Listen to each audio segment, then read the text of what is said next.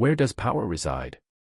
Throughout history, the answers given to the question of what it means to be powerful have changed fundamentally. In early ages, power was identified with owning land and the masses of people bound to it. Later, dominating the seas became decisive. Today, power crystallizes in invisible networks, in data flows, financial standards, and supply chains. But beneath all these transformations lies a skeleton that remains constant: value is produced, moved, and managed. Whoever can hold all three of these functions simultaneously becomes the hegemonic power of that era. Whoever surrenders one or two of them to others falls into a dependent position. This tripartite structure, production, circulation, finance, has been so historically determining that it is possible to read nearly every major power transition through this framework. Production, the source of value. The age of raw materials and agriculture. For the first several thousand years of human civilization, production was tied to the land. The irrigation systems of Mesopotamia, Egypt's agricultural order based on Nile floods, China's rice and silk production, these formed not only the economic but also the political and military foundations of superiority. A civilization capable of producing surplus grain could feed an army, one that could feed an army could expand, and one that expanded could seize new production basins. But a critical concept emerges here: surplus value. As a society produces more than it needs, this surplus is either stored or exchanged. Storage accumulates power, exchange gives birth to circulation.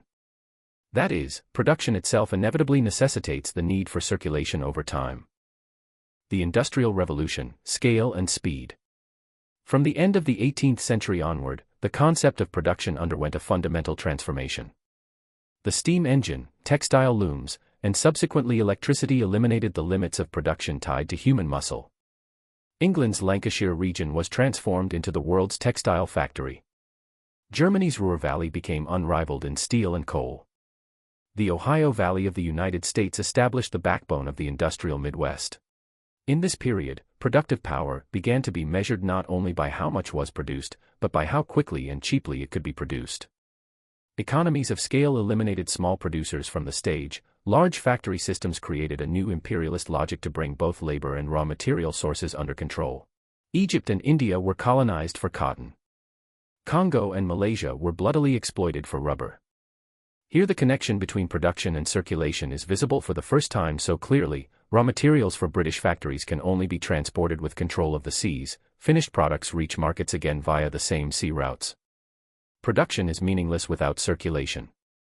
The 20th century, efficiency, standards, and supply chains. In the mid-20th century, Ford's assembly line concept rewrote the logic of production. Then Toyota's just-in-time production model eliminated inventories. Finally, with globalization, the geography of production fragmented. A product's design was done in California, its components manufactured in 5 different countries, its assembly completed in China, and its sale took place in a global market. This fragmented production model made not only how value is created but also where it is created ambiguous. While Apple earned the bulk of its profit from an iPhone through brand value, software, and financial engineering, Foxconn, which did the physical manufacturing, received a much smaller share. This situation showed that the question, who produces, is no longer sufficient on its own. The real question became, who designs, who finances, who distributes? Circulation, the movement of value. Roads and the logic of empire. For produced value to gain meaning, it must move. This simple truth explains why control of circulation has had strategic importance in every age. The Roman Empire's saying, "All roads lead to Rome," is not merely symbolic, it is a summary of infrastructure policy. The Roman road network, exceeding 80,000 kilometers, was built not only for trade but also for military logistics and administrative control. A legion could march 30 kilometers a day on a good road, while on rough terrain this distance was cut in half. Roads were the muscles of the empire. But for these muscles to work, a strong central authority was required, a state that collected taxes, financed road maintenance, and ensured security. The Silk Road offers an even more interesting example. It was not controlled by a single power, but was shaped by every power. The Parthians, Kushans, Sogdians, Turks, and Mongols in turn held different parts of this trade network. Each dominant power both collected customs revenue and found the opportunity to spread its own culture. The Silk Road did not merely transport silk and spices, Buddhism, Islam, plague, paper, gunpowder, and the compass also flowed along these routes. Circulation is not a purely economic category, it is also a cultural and epidemic category. The transition to naval supremacy, a strategic break. One of history's greatest transitions is the shift of power from land routes to the seas. This transition was not sudden but a transformation spanning several centuries.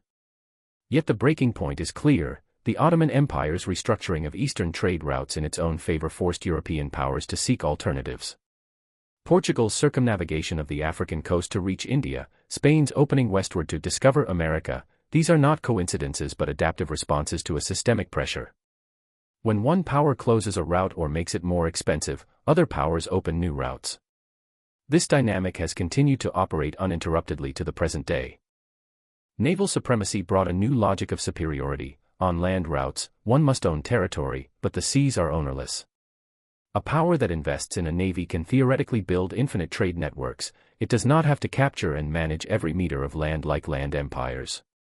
The Portuguese example may be considered the first great experiment of this logic. The ability of a tiny peninsular population to build a trading empire stretching from Africa to Brazil, India to China, demonstrates how control of the seas could subordinate territorial size. The rise of Holland, the institutional organization of circulation. The rise of the Netherlands in the 17th century demonstrates how sophisticated control of circulation could become. Amsterdam rose to a hegemonic position not through its physical size or military capacity, but through constructing the institutional infrastructure of trade. The Dutch East India Company, VOC, was, for the first time in history, an entity that granted limited liability to its shareholders, could form large capital blocks, and could finance long-term trade expeditions. It was not merely a trading company, it was also a quasi-state institution capable of raising armies, declaring war, and signing treaties. With this model, the Netherlands built the bridge between circulation control and financial control. Another Dutch innovation was standardizing the logistical infrastructure of world trade, insurance policies, bills of exchange, warehouse management systems, price bulletins. The Amsterdam Stock Exchange became not merely a place for buying and selling, but a central institution where commercial information, risk, and price were determined. As information asymmetry decreased, trade expanded. As trade expanded, Amsterdam's importance grew. British hegemony, combining naval control with financial control. In the 18th and 19th centuries, England carried the Dutch model to a larger scale and a wider geography. After the Battle of Trafalgar, 1805, the unrivaled supremacy of the Royal Navy enabled British merchant ships to reach every corner of the world safely. But this military power was not sufficient. The real hegemony stemmed from London's position as the global financial center. Lloyd's of London priced the risk of global maritime trade. British banks financed colonial trade. The pound sterling had become the reference currency of international trade. Thus England controlled not only the routes along which goods were transported, but also the financial infrastructure of this transportation. An Indian merchant, even in his own lands, was compelled to conduct his trade through the British system. Finance, the management and distortion of value. The emergence of money, money as a trust mechanism. Trade is fundamentally a matter of trust. You give something to someone you don't know, you expect to receive something in return in the future. The first tool to facilitate this relationship was barter, but barter requires simultaneous need. Money is the solution to this problem, a universal tool that carries value from the present to the future, building a bridge of trust between strangers. But money is not a purely technical tool, it is a political institution. Who mints money, whose debts are considered valid, which currency is accepted for exchange, these are reflections of power relations. The Romans reduced the silver content of their silver coins and effectively printed money, causing inflation. This is an early practice of modern central banking. In the medieval Islamic world, the prevalence of the gold dinar reflected the weight of Islamic merchants in trade networks. Credit, the time dimension of money. The real power of finance emerges with the concept of credit. Credit is the capacity to use value that does not yet exist in the present. A merchant can borrow against goods not yet sold, a state can finance war against taxes not yet collected. Venice discovered this logic early. Government bonds called prestiti offered merchants a liquid instrument in which to invest. The Medici family of Florence integrated commercial banking with the financing of art and politics, establishing a different model of power. In this model, wealth accumulation became not merely commercial but also a diplomatic and cultural instrument. The founding of the Bank of England in 1694 may be considered the true beginning of modern finance. The state borrowed from merchants and in return gave them the right to establish a bank. This bank then extended credit to others. Thus a permanent alliance was established between state credibility and private capital. One important reason England won the Napoleonic Wars was the financial capacity provided by this alliance. England could borrow far more effectively than France. Bretton Woods and dollar hegemony. In 1944, in a world where the Second World War was drawing to a close, the system established at Bretton Woods determined the new architecture of international finance. The essence of this system was, the dollar would be pegged to gold, and all other currencies would be pegged to the dollar. The IMF and World Bank would be the institutional tools of international financial stability. But Bretton Woods had a deeper meaning. The US wrote both the currency and the rules system of global trade. This was the establishment of the greatest financial hegemony in history. Although the system technically ended when Nixon decoupled the dollar from gold in 1971, dollar hegemony continued. Because oil trade was conducted in dollars, international debts were denominated in dollars, and the bulk of global reserves were held in dollars. The privilege this position provides is what senior economist Barry Eichengreen calls an exorbitant privilege. The US borrows in its own currency, meaning it technically never experiences a currency crisis. It is exempt from the austerity policies that other countries endure to close trade deficits. The capacity to print money transforms into the capacity to export inflation. How does the system renew itself? Transition dynamics. When historical hegemonic transitions are examined, several recurring patterns draw attention. First, alternatives are born from within the existing system. When Venice controlled Mediterranean trade, Portugal and Spain sought new routes. When the Ottomans closed the Silk Road, Europe opened to the oceans. Every power that closes a door unknowingly lays the ground for the opening of a new door.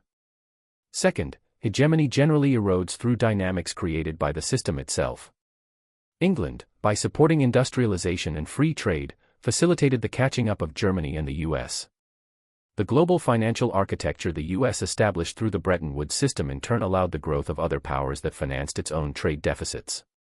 Third, transitions generally coincide with a period of great crisis or war. The transition from the Netherlands to England clarified during the Napoleonic Wars. The transition from England to the US was institutionalized after the Second World War. System crises open a window of opportunity for the construction of new hegemonic institutions. Factors that accelerate power transitions. Technological changes can zero out the value of existing circulation infrastructure. The application of the steam engine to ships transformed wind-dependent maritime trade. Canals and railways dramatically reduced the costs of land trade. Container shipping fundamentally transformed port labor and maritime shipping in the mid-20th century. Geographic advantages can also erode, or new geographic factors can become decisive. The opening of the Suez Canal, 1869, restored the strategic importance of the Mediterranean while reducing the importance of the Cape of Good Hope route. The melting of Arctic ice caps is giving rise to new geopolitical calculations regarding Arctic trade routes. Power in the digital age. Data, the 21st century Silk Road. In every period of history, power relations were shaped around the most critical resource of that era. In the industrial age this resource was coal and steel. In the oil age it was black gold. In the digital age, data is assuming this role. But data differs from other resources, it is not depleted by use, rather, it gains value as it is processed. This feature upends the logic of traditional scarcity economics. Establishing a monopoly over data requires very different mechanisms than seizing a physical resource: data collection infrastructure, processing capacity, artificial intelligence models, and standard-setting power. Submarine fiber optic cables running along the ocean floors are today's critical infrastructure. These cables carry the vast majority of global internet traffic.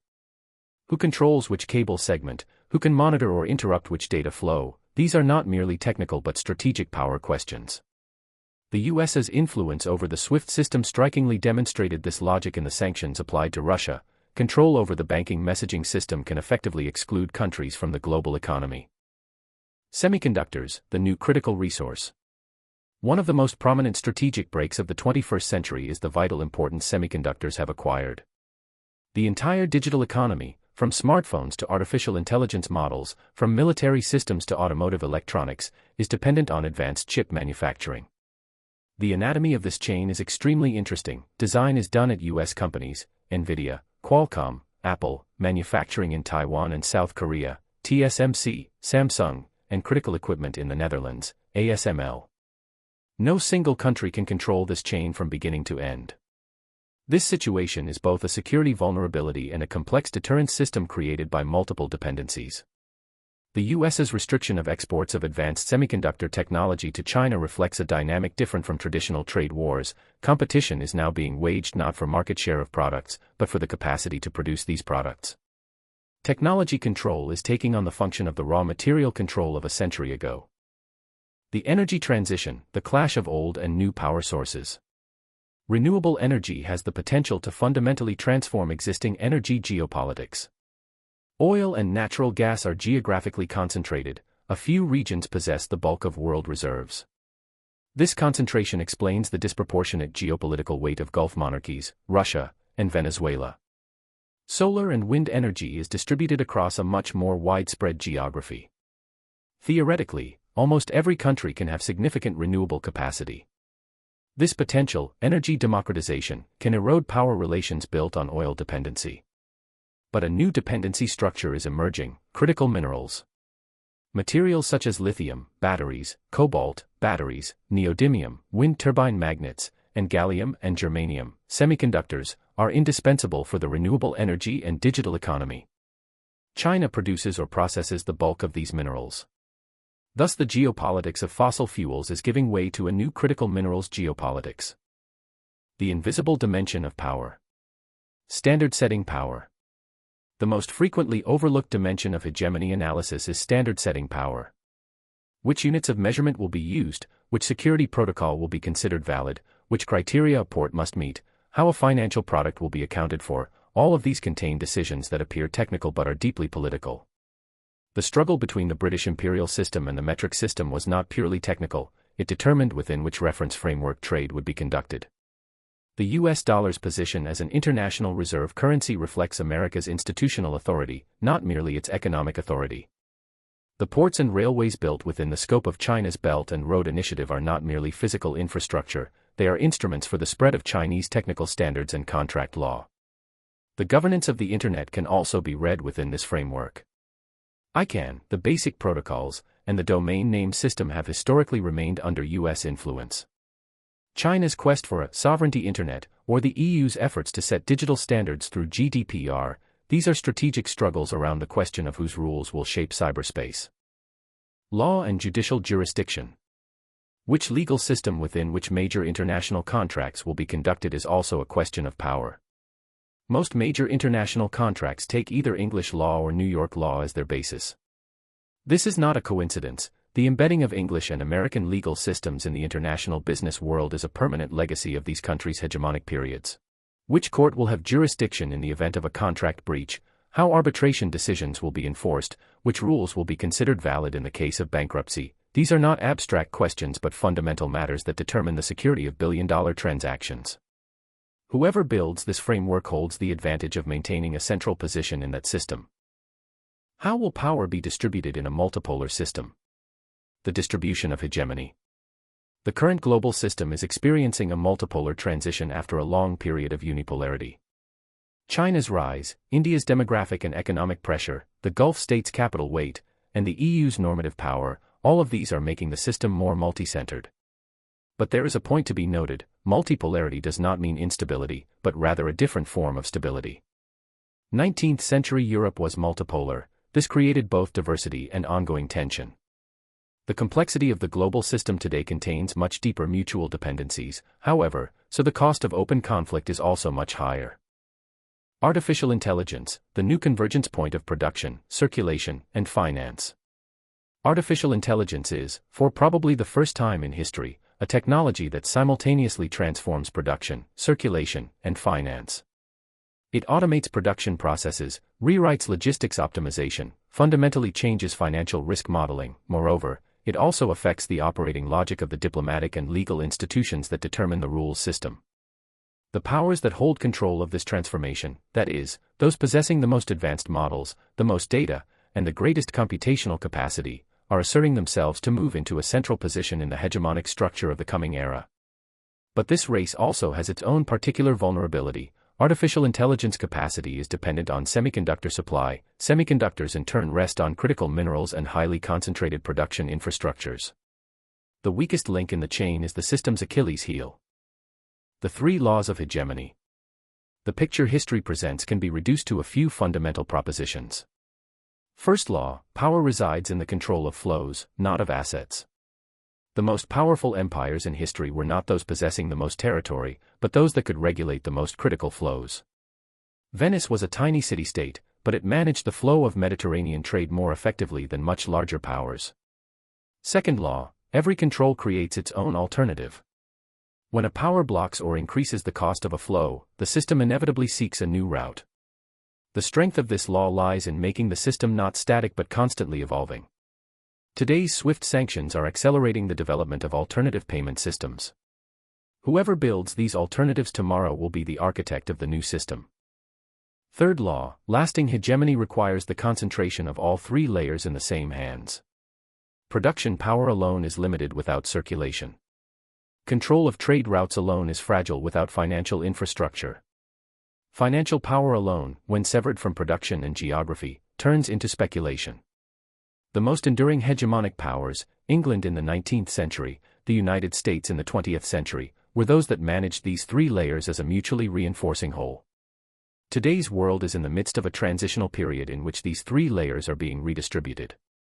What will determine who stands where at the end of this transition is not military or economic power alone, it is which power can simultaneously understand and manage production, circulation, and finance. History poses this question anew each time. And each time, a different power answers with a different tool, but with the same logic.